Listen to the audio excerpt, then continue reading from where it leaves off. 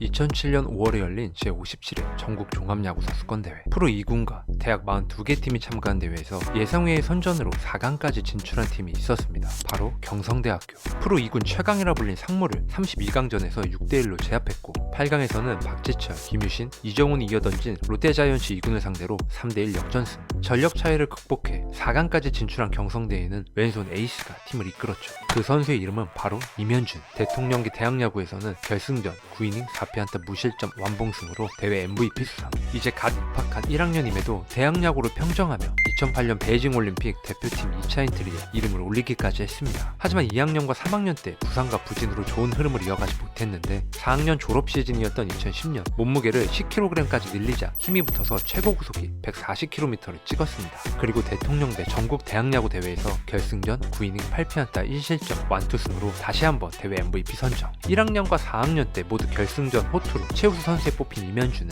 평균 구속이 130km 후반에 머물면서 프로 입단이 쉽지 않아 보였지만 결국 2011 신인 드래프트에서 4라운드 전체 29순위로 삼성 라이온즈 지명.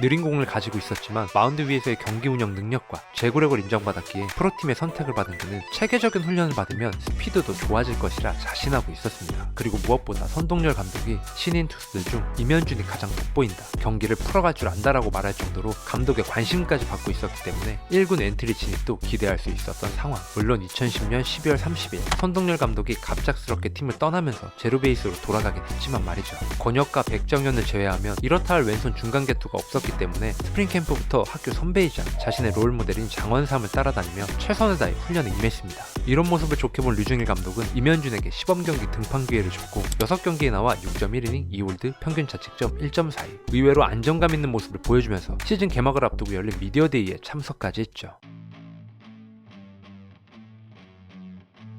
아주 당차고 호기롭게 자신의 포부를 밝힌 임현준. 8개 구단 개막 엔트리에 이름을 올린 신인은 총 8명, 그중 임현준의 이름도 있었습니다.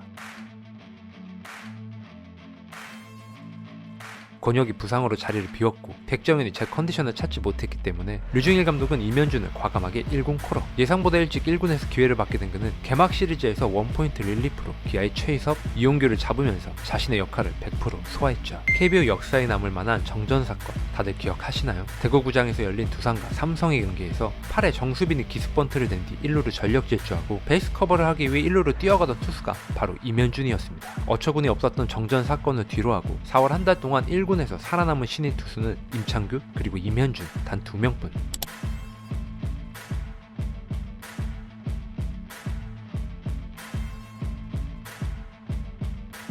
구대성처럼 양발을 엇갈리게 한 뒤 공을 던질 때 최대한 손을 숨기는 동작이 좋다고 평가받았는데 슬라이더, 싱커, 체인지업, 커브 다 던질 줄 알지만 130km 후반에 머무는 직구 구속이 문제. 길게 던지지 않고 왼손 타자만 상대하는 원포인트 릴리프로는 충분히 경쟁력이 있었지만 시즌이 지날수록 볼넷을 많이 내주면서 한계에 부딪힌 그는 2군으로 내려갔고 프로 첫 시즌 29경기에 등판해 2승 2홀드, ERA 3.12, 평균 자책점은 낮았지만 WHIP가 무려 1.85. 시즌 후 곧바로 상무에 들어가 군복무를 하는 도중 팔꿈치 수술까지 받으면서 재활하다가 전역한 그는 2014년과 2015년 2년 동안 1군에서 던진 게 6.1이닝이 전부일 정도로 사실상 당장 방출돼도 이상할 게 전혀 없는, 성장 가능성이 아예 없는 선수였죠. 공만 빠르면 훌륭한 투수가 될 거라는 얘기를 어릴 때부터 수도 없이 들은 그는 구속을 올리기 위해 많은 노력을 했지만 오히려 밸런스가 무너지며 제구까지 흔들리는 깊은 슬럼프에 빠졌습니다. 상무 시절 룸메이트였던 두산의 유희관이 자신과 같이 느린 공을 던짐에도 불구하고 선발로서 자리를 잡으면서 자신감을 얻었다고 말했지만 상무에서 전역한 이후 전혀 다른 길을 걸어간 두 선수. 특히 2015년 7월 22일 홈구장에서 열린 기아와의 경기에서 4대 14로 뒤진 9회 초 마운드에 올라 0.2이닝 동안 30개가 넘는 공을 던지며 6실점.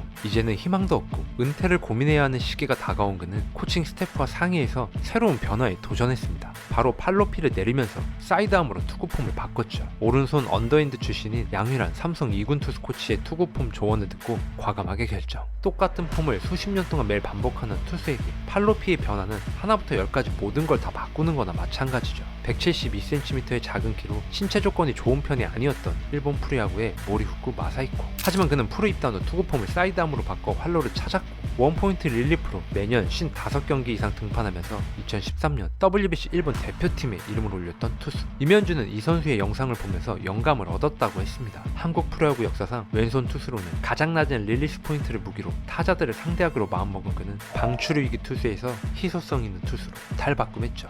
2016년 시범경기 5경기에 나와 5이닝 무피안타 무실점. 특히 LG를 상대로 안익훈, 박용택, 이병규 모두 헛스윙 삼진으로 잡아내면서 기대 반 우려 반의 시선으로 임현준을 바라보던 류중일 감독이 직접 인터뷰를 통해 오버핸드로 던질 때보다 공 움직임이 좋아졌다며 타자들에게 혼란을 주기 위해 가끔씩 오버핸드도 섞어서 던진다면 리그에서 손꼽히는 좌완 스페셜리스트가 될 거라며 칭찬을 아끼지 않았습니다. 워낙 보기 힘든 유형이다 보니 시범 경기임에도 불구하고 공중파 스포츠뉴스에서 직접 임현준 특집 기사를 다룰 정도로 많은 팬들의 관심을 받기도 했습니다. 예전까지만 해도 구속에 대한 스트레스를 받고 있었는데 투구폼을 바꾼 뒤 최고 구속이 120km 후반에 머물러도 상대 타자들이 배트에 공을 맞히지 못하자 자신감을 얻게 되면서 자연스레 스피드 말고 공격적인 투구와 컨트롤 향상에 초점을 맞췄죠. 단점 보완이 아닌 장점 극대화를 택하면서 개막 엔트리에 이름을 올렸지만 딱 한 경기 등판하고 옆구리 부상으로 2군으로 내려간 그는 안 쓰던 근육을 써서 그런 것 같다는 말을 하며 재활에 들어갔고 2년 동안 새로운 투구 폼에 적응을 마친 결과 2018년부터 완전히 자리를 잡았습니다. 2018년 1패 3홀드 ERA 3.90, 2019년 1승 8홀드 ERA 3.40, 2020년 1승 1패 5홀드 ERA 1.78. 이 기간 동안 패스트볼 평균 구속이 126.5km로 리그 최하위. 하지만 좌타자들이 느끼는 체감 구속이 훨씬 빨랐고 슬라이더까지 좋아 몇몇 전문가들은 국제대회에서도 충분히 통할 수 있다며 태극마크를 달아야 한다는 주장까지 했습니다. 2020년 평균 자책점은 1점대로 가장 낮았지만 피안타율이 급격하게 올라가면서 상대 타자들이 임현준의 공에 적응했다는 것을 보여줬는데 생소함으로 승부를 걸었던 투수가 3년 동안 약 150경기에 가까운 등판 횟수를 기록하는 사이 좌완 스페셜리스트는 이제 익숙한 투수가 되어 있었죠. 결국 2021년 1승 2패 5홀드 ERA 6.55 성적을 마지막으로 재계약 불가 통보를 받으며 방출됐고 다른 팀에서 영입 제의가 있다는 소문까지 들렸지만 결국 33살의 젊은 나이로 은퇴 선언.